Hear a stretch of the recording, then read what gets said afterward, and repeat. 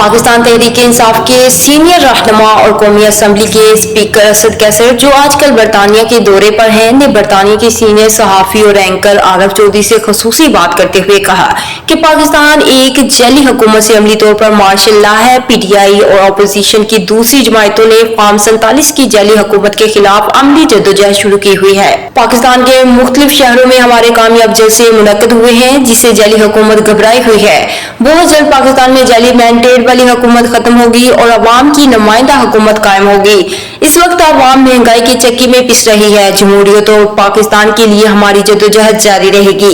इस बारे में मजीद जानते हैं बरतानिया के सीनियर सहाफी आरफ चौधरी से। पाकिस्तान के सीनियर सियासतदान PTI के सीनियर रहनुमा साबिक स्पीकर असद कैसर साहब, जो आजकल बरतानिया के दौरे पे हैं, इनसे खसूसी तौर पर पाकिस्तान के मुआशी और सियासी हालात के मतलब पूछते हैं, और खास तौर पे जो तरमीम का चक्कर चल रहा है कुछ दिनों से, और ऐसे ही जो कोर्ट में भी एक ज़ेर गौर जो इल्तवा में चल रही है, उसके मतलब खसूसी तौर पर बात करते हैं। और इमरान खलील साहब जो प्रेसिडेंट है UK के, और मीर साहब भी हमारे इन साथ बैठे हैं। जी पाकिस्तान बस मैं तो एक वीक के लिए आया था, कल मैं वापस जाऊंगा पाकिस्तान। और आपका पता है कि इस वक्त जो है ना पाकिस्तान में एक जो हमारा बेसिक नैरेटिव है कि जो इस वक्त मुल्क में जो हालात चल रहे हैं, ये हुकूमत जो है ना एक मैंडेट चोर हुकूमत है।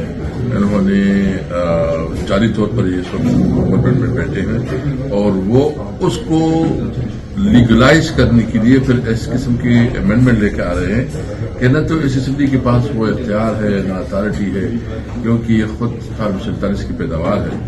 और फिर जो है ना इसको मजीद मुस्तहकम करने के लिए इस किस्म के इकदाम कर रहे हैं कि वो 1973 आइन को तो खत्म कर देगा, क्योंकि ये जो आर्टिकल 8 और आर्टिकल 199 में और जो दीगर मतलब वो तकरीबन 56 अमेंडमेंट है, टोटल है 56 अमेंडमेंट। तो ये एक किस्म की कॉन्स्टिट्यूशन को रीराइट करने की एक बात है। कितनी इस तरह से कॉन्स्टिट्यूशन जो है ना, तो ये हालात उधर पेश हो रहे हैं। एक नाजायज, एक जाली मैंडेट वाली हुकूमत, और इसके पीछे जो लोग बैठे हैं, जो अपने आप को मुल्क के आका समझते हैं, और वो समझते हैं कि इस हुकूमत को, मुल्क को जिस तरह हम चलाना चाहते हैं, तो इसके हवाले से हमने हकीकी आज़ादी जो के ऊपर जो है ना एक शुरू किया हुआ कैंपेन।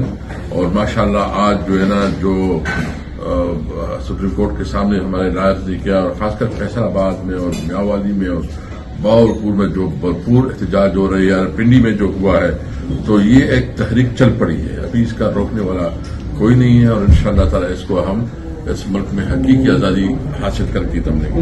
आपके जो मुज़ाकरा चल रहे हैं खसूसी तौर पर मौलाना फजल रहमान से, आप ही यूजुअली साथ मोस्टली होते हैं, उनके साथ क्या कहाँ तक पहुंचे हैं? मैं उसके साथ इंगेज है। आज भी मेरी मौलाना से भी बात हुई है और तमीर से भी बात हुई, तो हम एक मशावरत कर रहे हैं, और जो अपोजिशन पार्टियां हैं, हम सबको जो है इसमें साथ, वो असेंबली के अंदर है या असेंबली के बाहर है, हम चाहते हैं कि सबको जो है ना इस मामले पे हम एतमाद में लें, और हम इकट्ठा होकर उसके ऊपर जो है ना इसका मुकाबला करें, लायामल तय करें और आगे बढ़े। तो आपने जो एहतजाजी तहरीक अभी शुरू की हुई है, ये आप कंटिन्यू रखेंगे पूरे पाकिस्तान में? जी बिल्कुल। इस वक्त तो मुल्क में इस वक्त कोई कानून, कोई आइन नहीं है। मुल्क में अमलन जो है ना माशाल्लाह है।